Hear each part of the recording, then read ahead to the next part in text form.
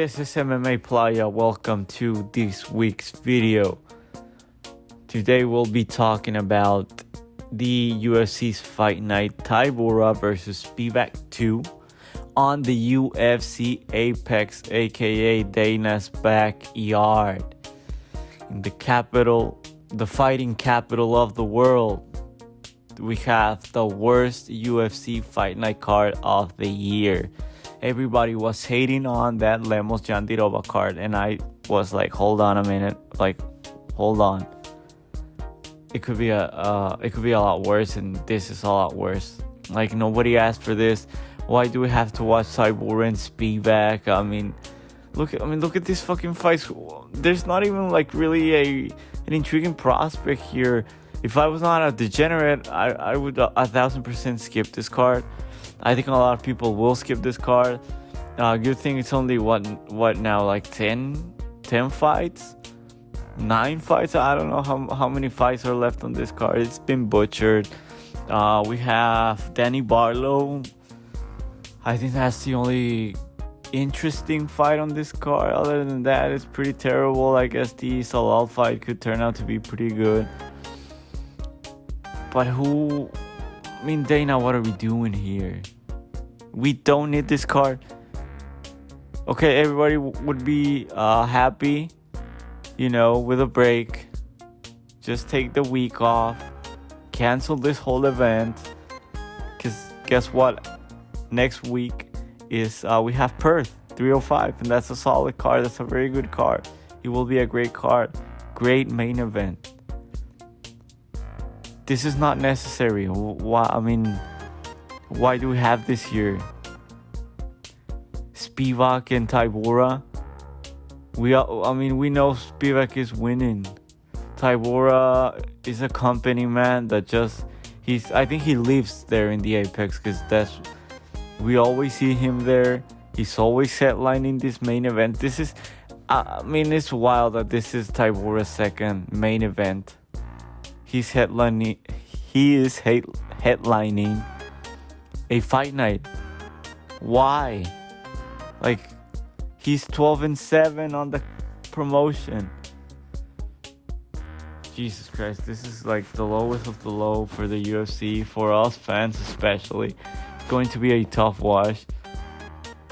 And I want to skip this card so bad, man. And there aren't even really good betting spots. I'm seeing these lines, you have fucking Zalal minus 400. How can you not take a flyer on Errens? He's good. You have Barlow minus 380. That's insane. That Damon Jackson, CHEPE Mariscal is minus 240. We know I love CHEPE, but he's not a minus 240 fighter against anybody. His fights are always close. Damon Jackson, he's the lead for a reason. He's always there. He will make it close. Spivac started as that Tybura Spivac fight started opening as a pick'em. That's insane. Spivac is winning that all day. That's probably my best bet on this card. As much as I hate heavyweights, I hate main events, betting on main events, betting on heavyweight fights. That's pretty much I'd say that's the best, probably the best bet you have here, other than some totals, maybe some props. Does it get easier? But Jesus Christ, that's it for the intro. If you're not subscribed, subscribe. Please leave a like. I would appreciate it. And enjoying the intro.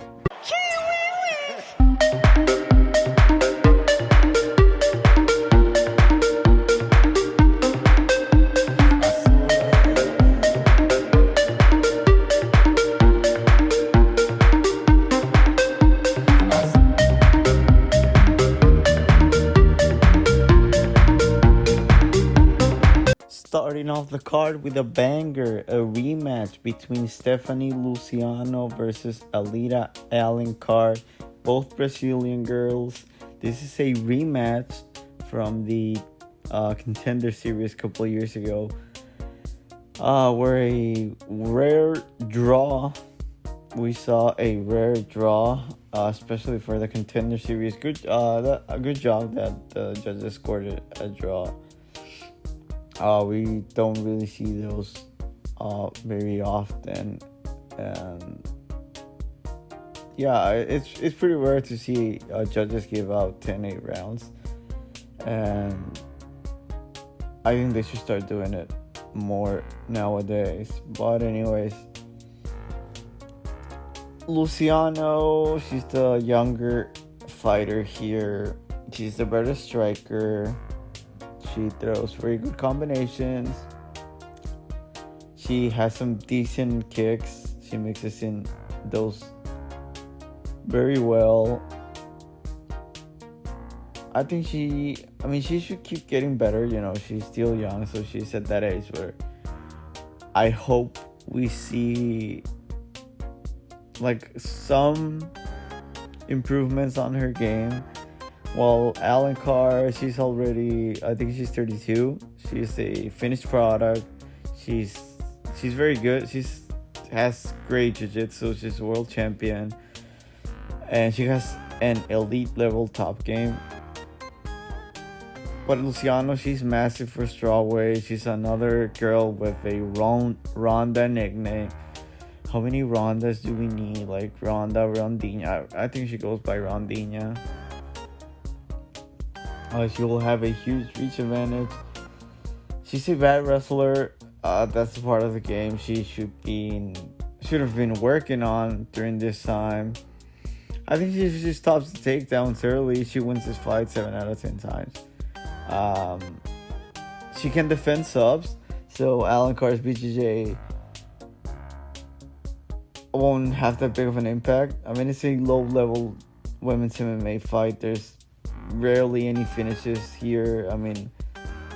We see time and time again unless a girl like death gasses, it's pretty much exhausted out there dying.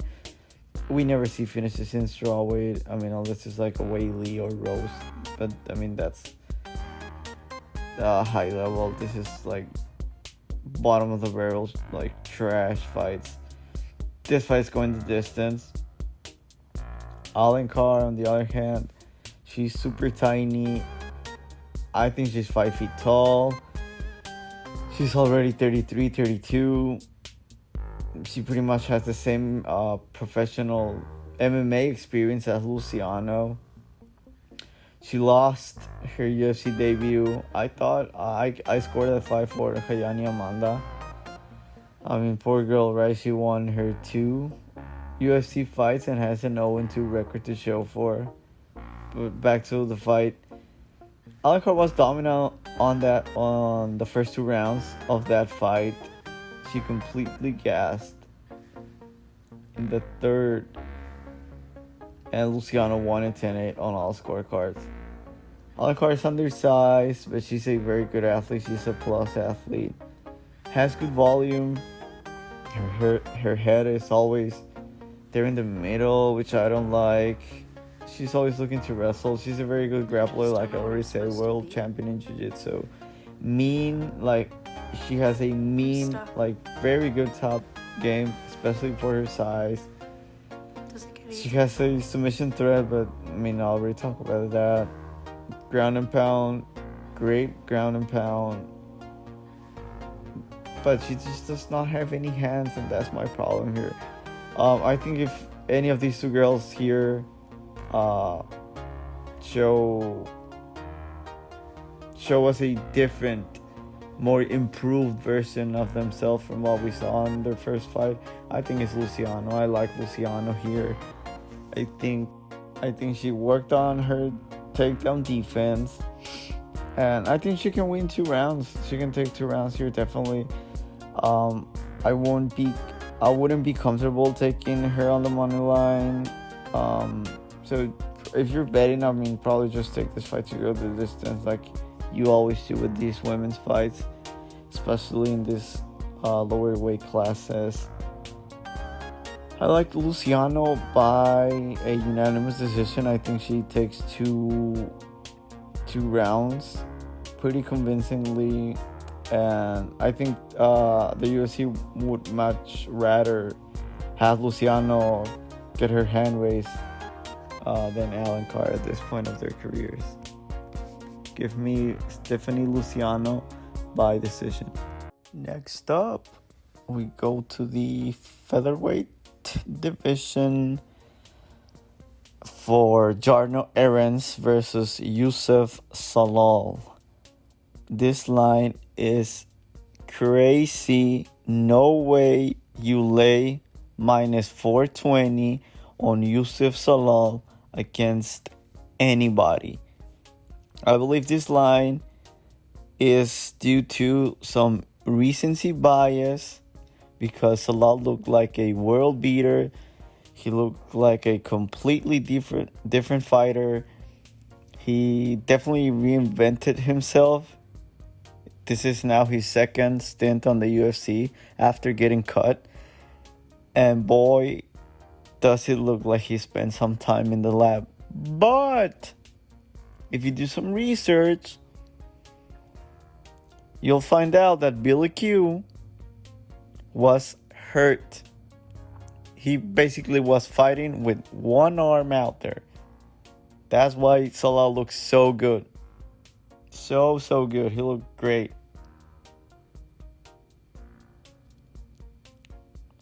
And he's definitely not as good as he looked there. I'm sorry, I know there's this new Zalal hype. He's this incredible prospect, these Moroccan guys, great kickboxers, but I just don't see it. I don't see it. I don't get me wrong. Do not he's good. I'm not saying he's trash. He's definitely UFC level, but so is Jarno Errens. There's definitely a huge value opportunity here with Jarno Errens. I think you have an extra chromosome if you put Zalal on your parlays. Because Zalal, here you're paying recency bias tax, grappling tax, fucking hype train tax. It's insane. This should be my Zalal minus 220. Okay, I'm not saying Errens is going to win or that Errens should be the favorite. No. This line is $2 steeper than it should be. Because Zalal is a great athlete, good cardio, good grappling. He throws some good kicks, has some decent sharp boxing. He's a very good wrestler. He's coming off a submission win against Billy Q. And Quarantino has really, really good jiu-jitsu. But he was fighting with one arm. Okay? And I know Zalal's he has great cardio. He'll push the pace. Very good gas tank. I believe he can wrestle for 3 rounds. The guy just said he was Ilya's toughest outing. That was a good fight. That was not current Ilya. I think current Ilya puts him to sleep in 2 minutes. But I don't believe he can beat up Jarno Errens on the feet. I really don't. I think his game plan here is just pressure. Because I don't think Errens is too good on his back foot, and so I think he can make him uncomfortable inside the cage if he just pressures, wrestles, some chain wrestling, just keep him off balance, off rhythm. Get on his face the whole fight, without engaging the grappling, chain wrestling. This will be a close fight. That's where I'm going. I think this is a close fight. The value, is definitely on Jarno Errens here. Jarno is this kind of Muay Thai kickboxing style. He wants to fight at range. He also has some decent kicks. And I think the line wants you to believe that this is a bad matchup for him.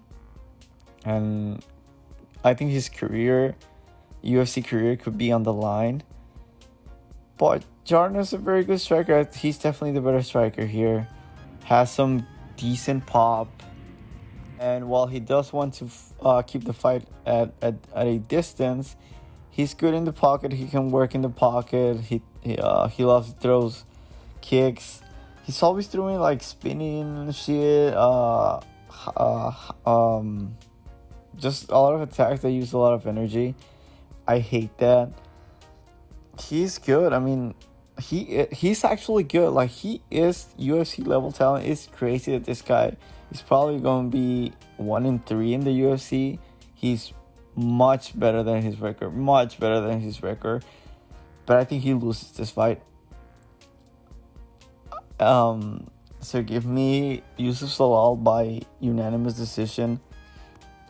I believe that Jarno Errens is good enough to make it till the end. I think he can I think he can have some moments in this fight. He can maybe even steal a round. And he has good submission defense, so I don't see Zalal submitting him. This fight is going the distance. I think this is a 29-28, 29-28, 30-27 type of scorecard for Yusuf Zalal. Next up, we go to the heavyweight division. Carl Williams on a quiet run. He is on a roll right now. Will be facing the undefeated Brazilian Glory kickboxer, world champion, coming out of the Contender Series, undefeated, Diniz. If you saw Deniz's last fight, you already know what to do. If you haven't, which you probably didn't because it was a low-level heavyweight fight, but you don't have to get really deep into this fight, like too technical and analyzing every little detail. Diniz is a turtle off his back. He can't wrestle for shit. Dude got taken down super easily and controlled for a complete round by Austin Lane, for fuck's sake. Austin Lane dominated this dude. Looked like John Jones out there. That's how bad this kid's wrestling is. And he's not even a kid anymore. I think he's 30. He has to be over 30, right? Let me double check that. He's 7-0, but he had a long career on Glory Kickboxer. Obviously a world champion, right? Every Glory Kickboxer is a world champion. And Carl Williams, man. Well, let me just finish with Diniz. He only won that fight versus Lane because Lane was on the verge of collapsing from exhaustion and is an idiot with no striking defense. Honestly, the only chance here Diniz has is a KO. And he has a chance because every round starts on the feet, right? We know that. He's a very good striker, has some serious one-shot power, and he puts you out fast. He's obviously been fighting cans. Even in his fight in the UFC, Austin Lane is not UFC level. I think this is too much for him. Williams will eat him alive. My lean here is Williams by I think however he wants. I think he can take him down, dominate him there, similar like he did with Justin Tafa. And I believe Tafa is better than Diniz. I think he's more dangerous, has more experience, and is overall, I think he's more skilled. Well, not more skilled, but I think he's more dangerous. Because Tafa, he's tough. And we don't really have much information on Diniz. I mean, he's fighting Cans. I mean, we don't know how his cardio will look like after Carl Williams has been on top of him for 8-10 minutes. Just heavy wrestling. We don't know if he's a quitter. We don't know how his chin looks like. We don't know how tough he is. And Carl Williams, man, he's fast, man. He's a great athlete. I know he is a little bit undersized for heavyweight. But as long as he does not try to hang in there on the feet, because he probably gets clipped, he can just wrestle for 15 minutes, get your hand raised. Maybe probably, I mean, there's a chance Diniz quits, right? On the third round, where Williams takes him down again, and he's just like, okay, I'm not getting back up. I mean, what's the difference? I'll just give up and roll up, and Williams gets the ground and pound stoppage. That's a possibility. I mean, if Carl Williams knew any submission, had any jiu-jitsu game, this would be legitimately a free win. Just take him down and submit him. But I mean, honestly, just wrestle your ass off. He's a much better wrestler than Austin Lane, and we saw where that fight was heading until he death gassed. Just wrestle, wet blanket, control this guy for 15 minutes for a free win. Carl Williams, I know he does not have a very good control game once he takes you down, but I mean, Diniz got dominated by Austin Lane, and even if by some miracle he gets back up, Carl Williams is great. He has great chain wrestling. He's great. He's a great athlete. He's very fast, has fast hands, has some decent kicks. Man, he's just such a great athlete for this division. Honestly, I mean, you could play Carl Williams by finish. It's tempting. But I'm just going with a Carl Williams by decision. And I think this is probably one of the safest bets you can make here. I honestly wouldn't hate you if you just put Carl Williams in every single one of your parlays. I'm that confident on him to win this fight. Next up, we have Rosa versus Penny Kianzad. Kianzad, she's super tough. That's pretty much her calling card.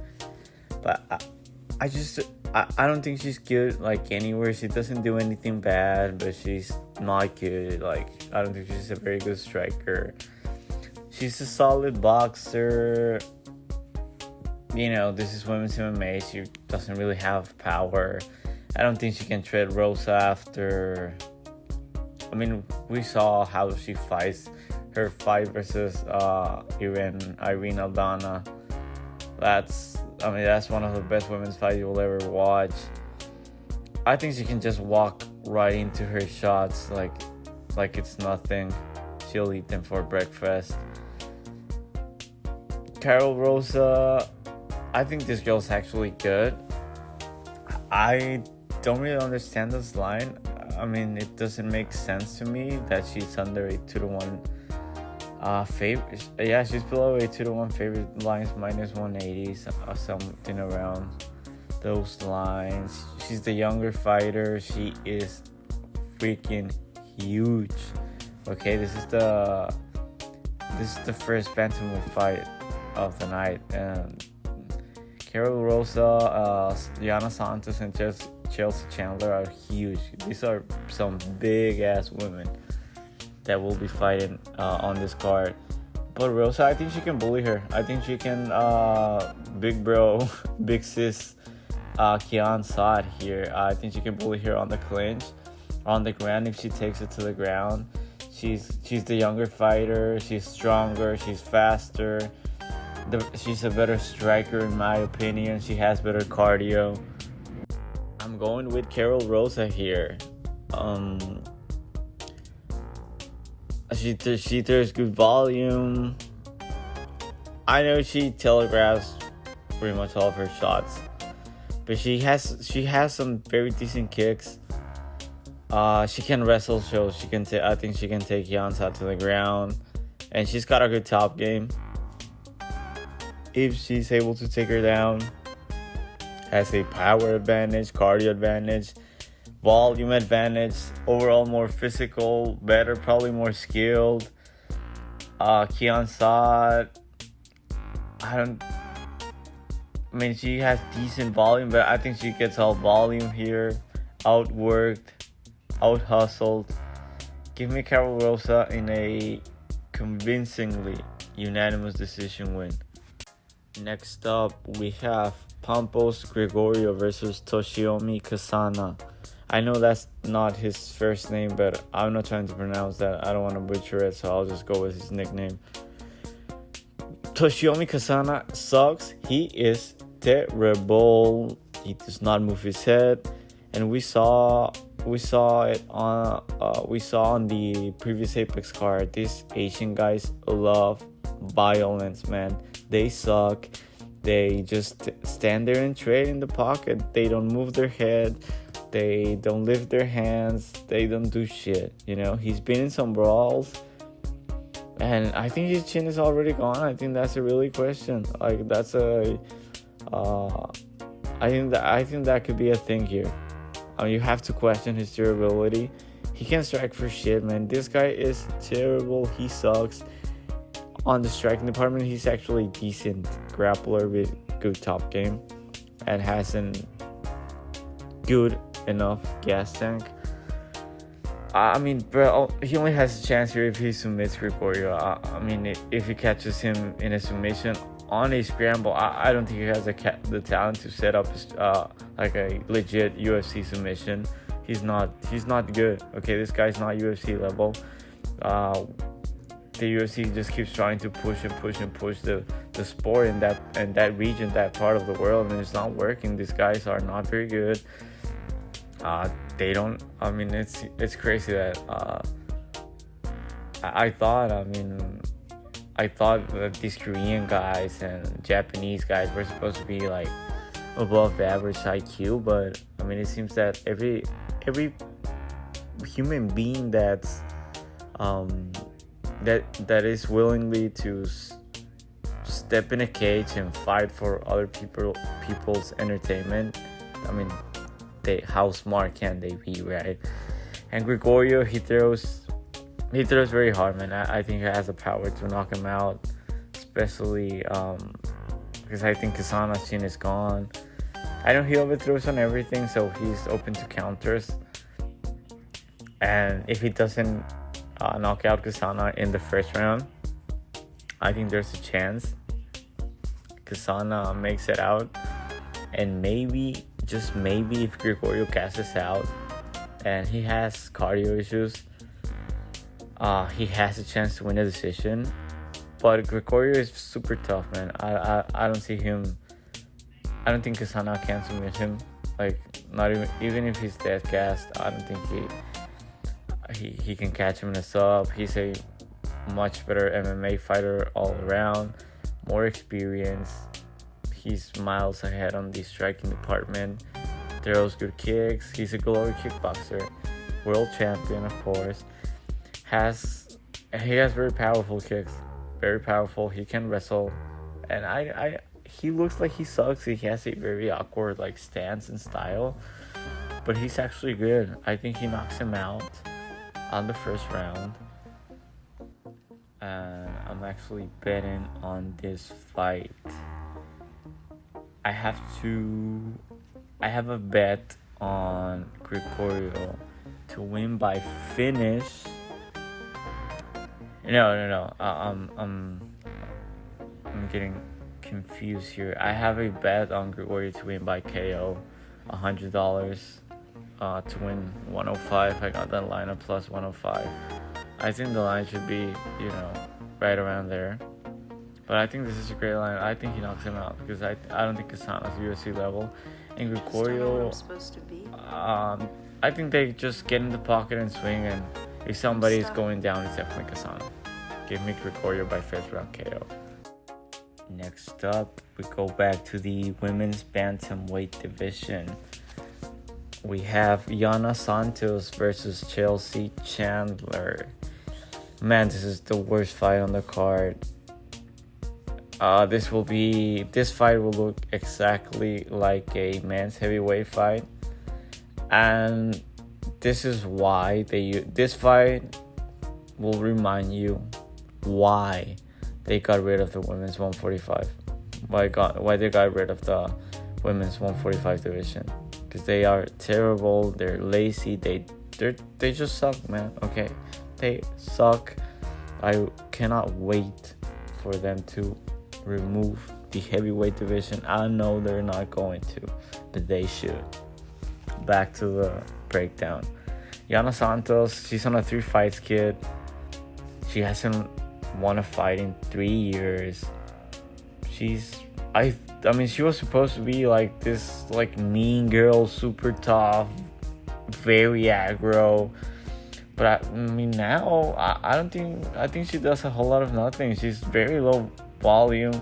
She's supposed to be a kickboxer, but she has this like weird taekwondo karate style, low volume. Physically she looks great. She looks amazing, but she does nothing out there. She's just going to clinch against the fence, try to out physical Chandler for 3 rounds. This is going to be a hug fest, okay? Because you know what, Chelsea? That's also her game, just a boring hugger fighter. And to me, it's crazy that these women are pretty much the exact same age. I think Yana Santos is only 1 year older than Chandler. But, I mean, it seems that she's been around for fucking forever, man. Chelsea Chandler, she's not very good. She just throws loopy punches. Her striking is terrible. She has... Her only weapon, I think, is that haymaker overhand left. She'll just keep marching forward. Because that's how she fights. She just moves forward and looks to hold you up against the clinch. But I mean, this girl's striking is it's terrible. Norma Dumont looked great out there, and I don't think Dumont is very good. Also, you have to also take into consideration. I think this is the first time that she fights at 135 or 136. Because she's had some weird bout schedules at 140 and 145, and on her previous fight, she missed weight by 2 pounds, I believe. But this girl is big. I'm not trying to say big in a good way. She is big. She is fat. Okay. She is fat. She looks soft. I think she's big, and I don't think she has that many muscles on her body. I think she is soft. She's fat. I don't think she's a natural 135, let alone a 145. This girl is just a blob out there. She's a decent grappler, but she has very bad striking. I'm going with Yana Santos here. I cannot possibly pick Chelsea Chandler. She is terrible. But I think if you're betting, I think this is a great opportunity for you to live bet, because whoever is the stronger girl will win this fight. Because both of these girls are trying to implement the exact same game plan. Just bully you against the clinch, throw some elbows to look like you are doing something, but you aren't doing shit. Throw some knees to the body, hold you there, ground you there, and as soon as we see the first engagement against the fence, whoever looks stronger, just live bet on them. It doesn't matter if it's Yana Santos or Chelsea Chandler. Just bet them. The stronger girl will win here, 10 times out of 10. That's how this fight is going to go. It's going to be a hug fest. It's going to be super boring. I'm not going to sit there and watch this. This is going to decision. Give me Yana Santos by split decision. Next up, we have Chris Gutierrez versus short notice Quang Lee. This guy, Quang Lee, is from Vietnam. He was supposed to fight on October on the Contender Series versus a undefeated striker with a lot of hype from New Zealand. So I think that's all you need to know about this fight. Chris Gutierrez is a lock, okay? And honestly, this is not a very good spot for Gutierrez in the sense that, you're fighting a nobody. You drop some spots on the card, and if Lee has a slight success or some good moments, even if you win, you're going to lose some stock, okay? You were supposed to fight a very talented, highly touted prospect in Basharat. Now you're fighting a nobody, okay? Obviously he cannot afford to lose this fight. And he's not going to. I don't see how this line is not minus 600, minus 700, honestly. The fact that this is at around plus minus 350 is wild. I'm putting this in a parlay with Carl Williams. I already put 500 on it. This line will skyrocket at least to minus 500 by fight night. I'm dead serious. This Lee was just there to lose to, I don't remember what's the guy name. He has like a weird name, like a first. I think he has like a his last name is Errens or something like that. That's the whole story. He was supposed to lose in the Contender Series, and now he's on the UFC. Do I expect him to do a little bit better than everybody else will? Because this is how it always goes with this short notice guys. They look great. Kind of like who's like the best example for this? Basil Hafiz. He looked amazing versus JDM, and he's not that good. So could we have something like that? Maybe, but I don't think he makes it to the scorecards. I think this is Chris Gutierrez should make a statement here. I think he needs to finish, and even if he gets a finish, we'll be like, yeah, that's what he was supposed to do. Really nothing changes, right? Yeah, but if you take this guy to a decision and he has some moments, maybe he looks good, maybe he even takes a round, you're going to look bad. But this is Chris Gutierrez, super easy here. I think he gets him out by the second round. Give me Gutierrez by knockout. I think he just kicks him to that. And I think he just kicks him. He kicks him, and probably even. I know Gutierrez is a very good striker, but I'm obviously just joking there. But I think he finishes him. Give me Gutierrez by second round knockout. Next up, our featured fight of the night. Danny Barlow with his left hand off guard. That's what he calls it, right? I'm pretty sure that's what it is. Versus Nikolai Veretennikov. I don't know how to pronounce it. I'll just call him Nikolai. I like Barlow here. I like him to win a decision. I know everybody's going Barlow by knockout, and even then, I think this line is too wide. I understand if Nikolai had a full count, I'd probably pick him to win. Even though I'm very high on Barlow, I think he's a very good striker. He's going to have a huge reach advantage, full camp advantage. He's faster, has the better hands, and has good pop. He hits hard, man. I just think he's a little bit overrated.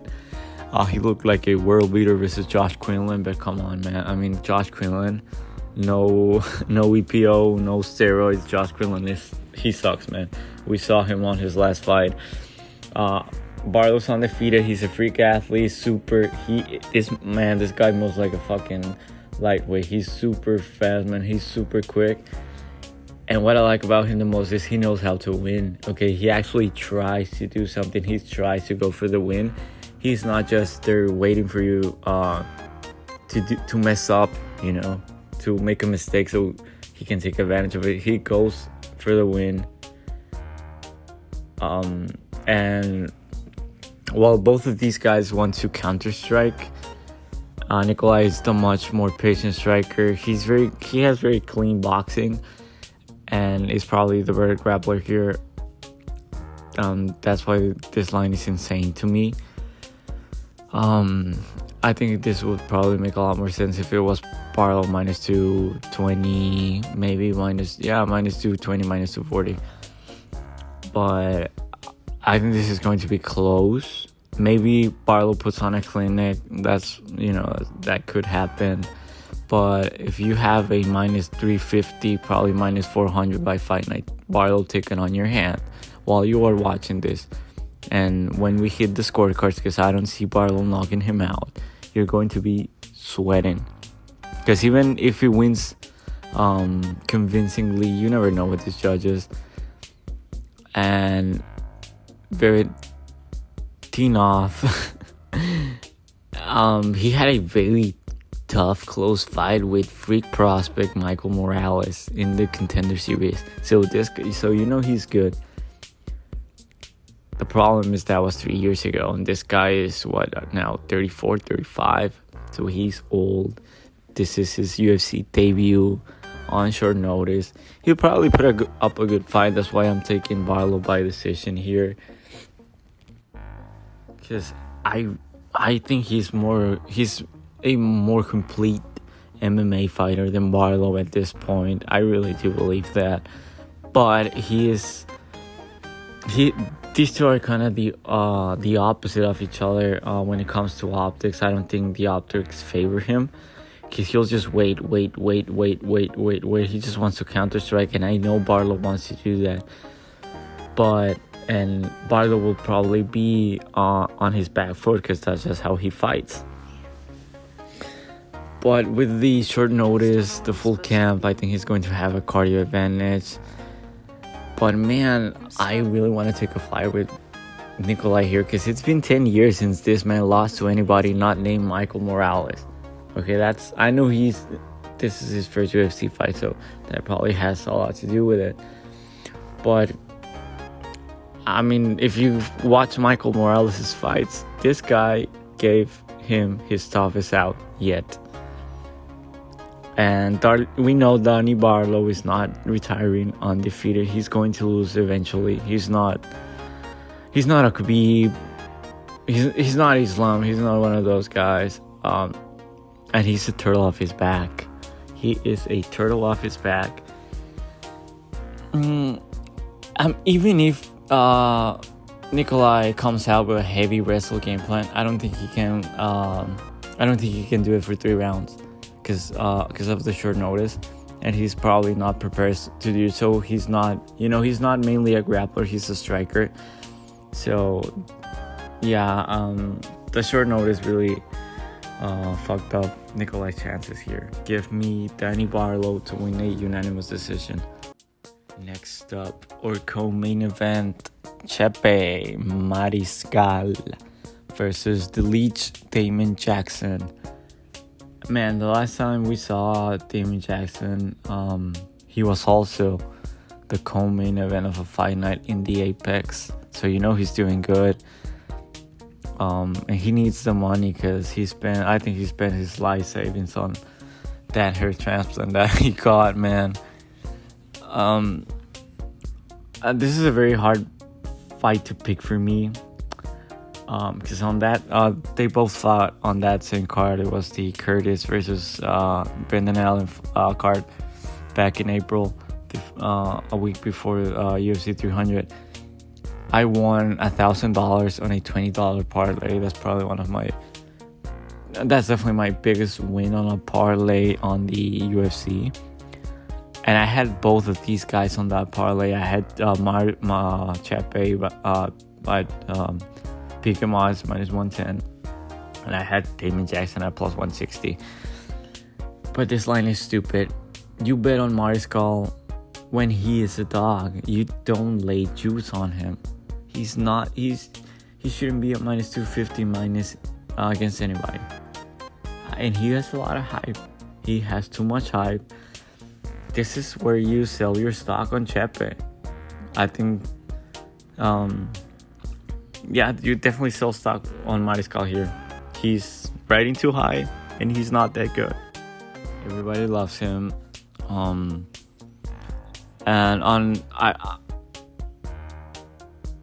But it's tough. I'll go with Damon Jackson to win a split decision. It's going to be close.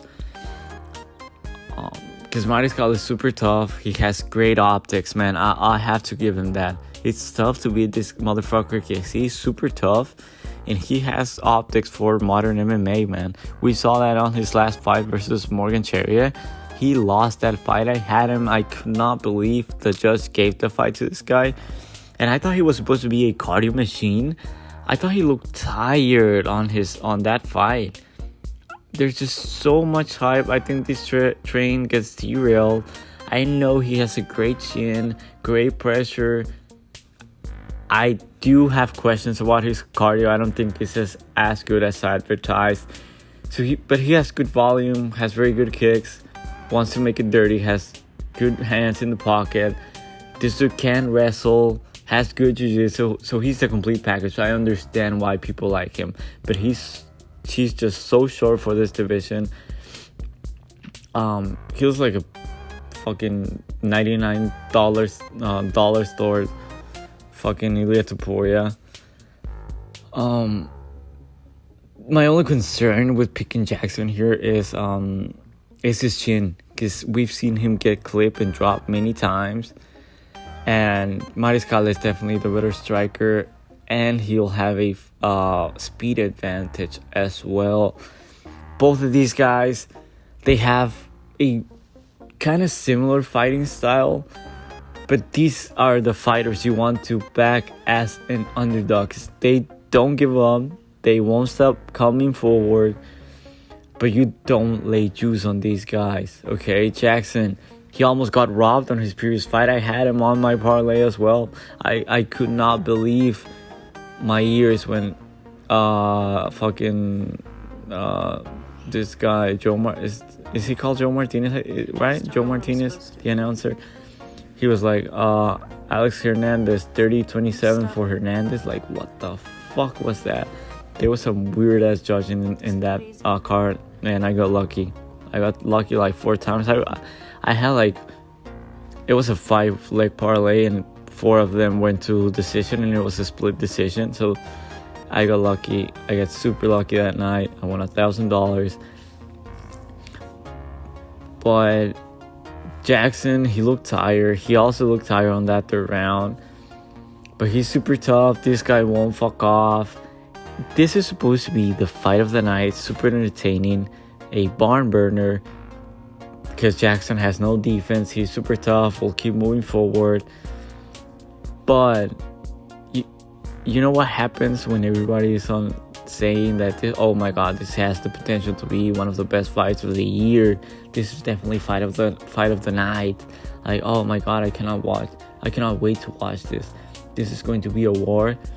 It always turns out to be a fucking snooze fest, and that's probably what's going to happen here. I think Damon Jackson can backpack with blanket Mariscal for at least 2 rounds. It's going to be close, but now that everybody's saying that this is going to be fight of the night, we know what happens, especially if it's in the apex. These guys are in the apex for a reason, okay? And if Jackson is tired in the 3rd round, he'll just backpack CHEPE, try to hold on for dear life. So I'm going with Damon Jackson. I want to bet him, but I just cannot do it. I think you are crazy if you bet CHEPE or you put him in your safety parlays on whatever. No way I'm betting on CHEPE Mariscal minus 240. Give me Damon Jackson to win a close, split, boring fight split decision. We made it to our main event, the rematch everybody's been asking for. Marcin Tybura versus the polar bear, Sergey Spivac. I love Spivac here. I really do. I don't know. I don't understand what everybody sees on Tybura. I know he does a lot of good things. But he can wrestle, has okay volume, decent cardio. And if you judge this guy, I think if you judge Tybura by his losses, you'll go and see, okay, he lost to Aspinall, obviously everybody loses to him. Volkov, yeah, he's on a run, there's no shame. But if you go to his wins, I mean, who has he beat recently other than the ghost of Tuivasa? We know that guy's a fucking...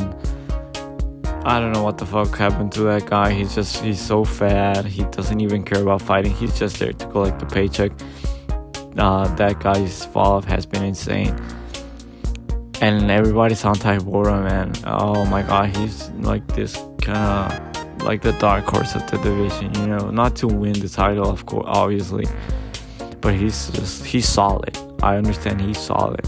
But I don't think he's a good striker. I don't think he's a good wrestler. I don't think he's a good grappler, but he's smart, okay? This guy has the right amount of chromosomes, okay? And has a good chin. And he's hard to put away. He's hard to kill. So his style is just weather the storm and wait for you to get tired. He's a great nail. If he can survive, of course. He just waits for you to get tired and finishes you. This being a 5-round fight worries me by picking Spivac.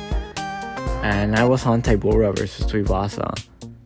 But I think Spivac is 1,000 times a fighter Tuivasa is at this point of their careers. Because Spivac, he can submit you, he can KO you. And I think he can finish Tybura, man. I think Tybura sold. And man, this is a great revenge spot for Spivac. He's actually good. I mean, this guy he's young. He's still 28, so he's at that point of his career that he should keep just getting better and getting better, working on his game. And it's the same thing. I mean, with his wins and losses, who has he beat? And you see, oh, Derek Lewis. That's a legit win. He loses to Cyril Gahn, Tom Aspinall, and a Tybura 4 years ago. So I love Spivac here. I think he's the younger guy, better striker, better wrestler, better grappler.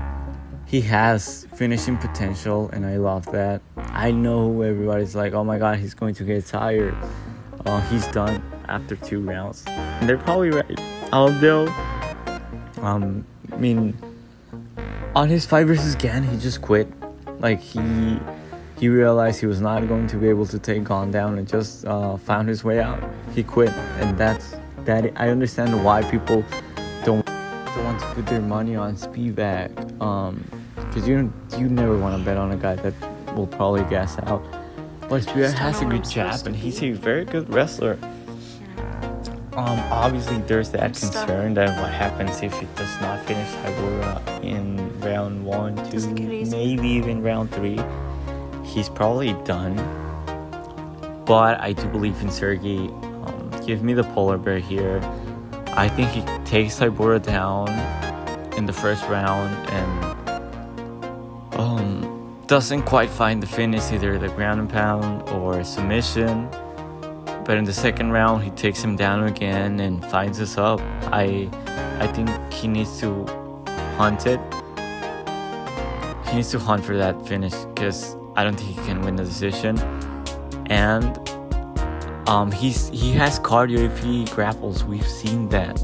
Okay, he has very good grappling, wrestling cardio. So if you just grappling and grabbing, holding him against the fence, kind of a boring, low-level heavyweight fight, every heavyweight fight these days ends like that. But I think he takes him down and submits him in the second round. Give me Spivac by second round. You know what? I think he lays the pipe on him. Give me Spivac by second round knockout. I think he takes him down and basically beating on him on the ground and pound KO on the second round. And I'm definitely betting. I have a bet on Spivac plus one. I think I cut the line at plus 130. Let me double check that. I put $500 on Spivac to win by finish. I think last time I checked, the line was creeping up. And I mean, I would still play Spivac at minus 150 probably if I was laying the money line. But I'll just play like safe and a better value. I don't see him winning the decision, so just play him by finish. I mean, he has finishing potential. Give me Spivac by finish. And that is it for today's video. I hope you enjoyed it. If you did, please leave a like. If you hated this video, dislike it. If you think I'm an idiot and I should stop doing these videos, please let me know in the comment section down below. Tell me why do you think I'm an idiot, and if you're tailing one of my plays or fading or whatever you're doing one of my plays, also let me know. Follow me on Twitter follow me on X if you have not already. And yeah, I would appreciate if you subscribe if you are not subscribed. And I'll see you on Monday. Am I even doing a recap on this video? On this week's card? I don't know.